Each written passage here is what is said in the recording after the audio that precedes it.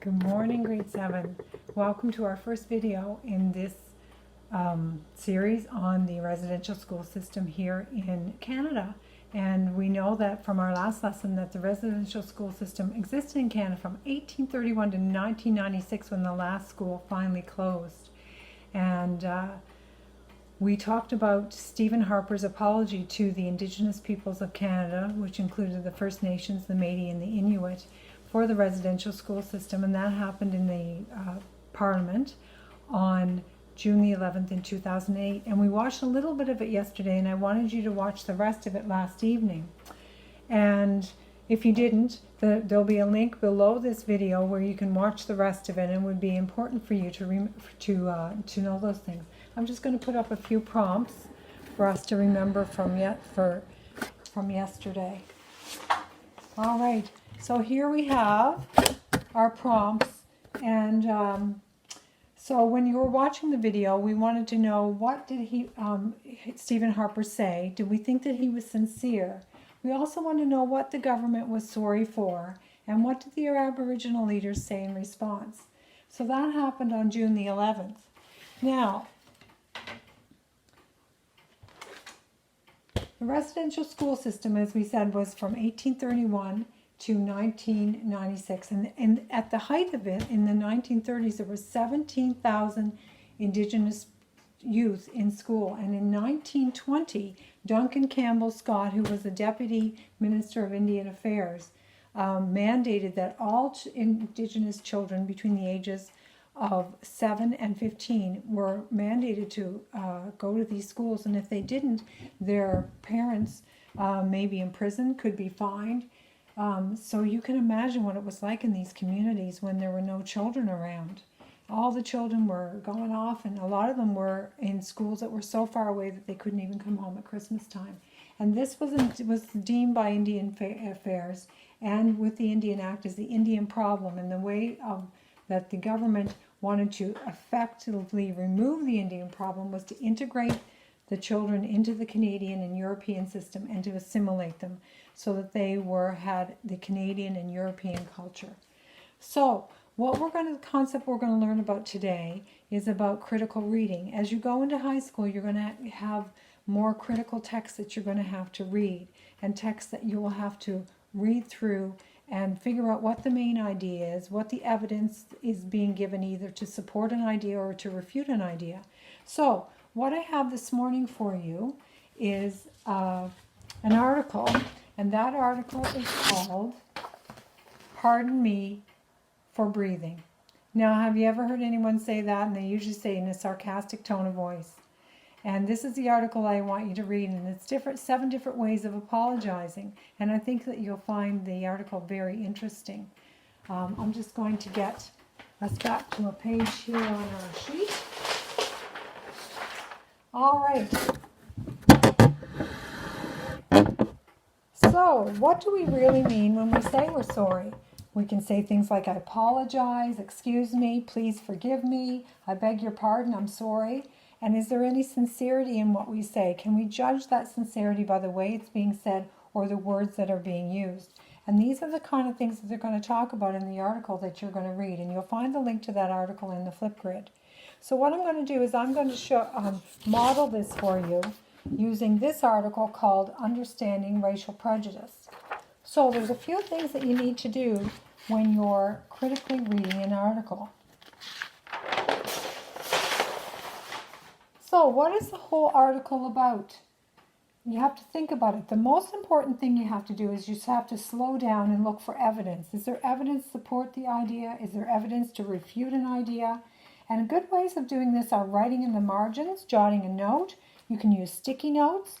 And what you're looking for is you're looking for the main idea. You want to write after every paragraph, stop and think, what was the main idea in that paragraph? And write a little note in the margin, or write something on a sticky note and write it in your own words, not in the author's words. So for example, I'll read the first few couple paragraphs of this article. So the first paragraph reads, words such as racism, prejudice, and stereotype are often used interchangeably. While the definitions of these terms overlap, they actually mean different things. Racial prejudice, for instance, typically arises from race-based stereotypes. People of influence who prejudice others set the stage for institutional racism to occur. How does this happen? This overview of what racial prejudice is, why it's dangerous, and how to combat prejudice explains in detail. So I'm stopping there and I'm thinking, people use the words interchangeably, but they mean different things, the author says. So that means I have to be careful about what these words mean and to use them properly and to watch what he says as he goes through this article. All right? So the next paragraph says it's difficult to discuss prejudice without clarifying what it is. The 4th edition of the American Heritage College Dictionary provides 4 meanings for the term: from an adverse judgment or opinion formed beforehand or without knowledge or examination of the facts, to irrational suspicion or hatred of a particular group, race, or religion. Both definitions apply to the experiences of ethnic minorities in Western society. Of course, the second definition sounds much more menacing than the first, but prejudice in either capacity has the potential to cause a great deal of damage. So from here I'm saying, I'm inferring that the author probably wants me to see that I have to read what I'm reading in a context, because there's 2 different polarizations of this definition of what prejudice means here, and one of them is a lot more hateful than the other. So I have to read things in context, and I have to be sure that I am reading what the meaning of prejudice is. So these are the kind of things you have to do. You have to stop, jot things in the margin, and I'll show you how I did that. I just jotted things in the margin, and that's what I usually do when I'm reading articles. And then I can go back and I can see what was in that paragraph just by having a quick look. And you can do the same with yours, and that's what I would like you to do. All right, so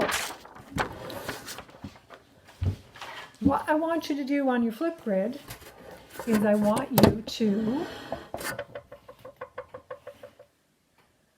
share with me your feelings about these articles and about injustices, especially injustices that are still going on in the world today, and loop that around to include the residential school system here in Canada. And how is that related to these articles? And what are your feelings about injustice? And your response can take the form of a spoken word, of poetry, of art, song, or dance. I've also linked something on there called a podcast called Making the Call. And it's the title of this podcast is Why Are Black People Succumbing to the COVID virus more than others in the United States? Why is that percentage death rate so much higher? And that relates to this as well. So if you would like to read that before you do your response, that would also inform your response. And lastly, just again, it's a video response on Flipgrid. I think you're going to enjoy it.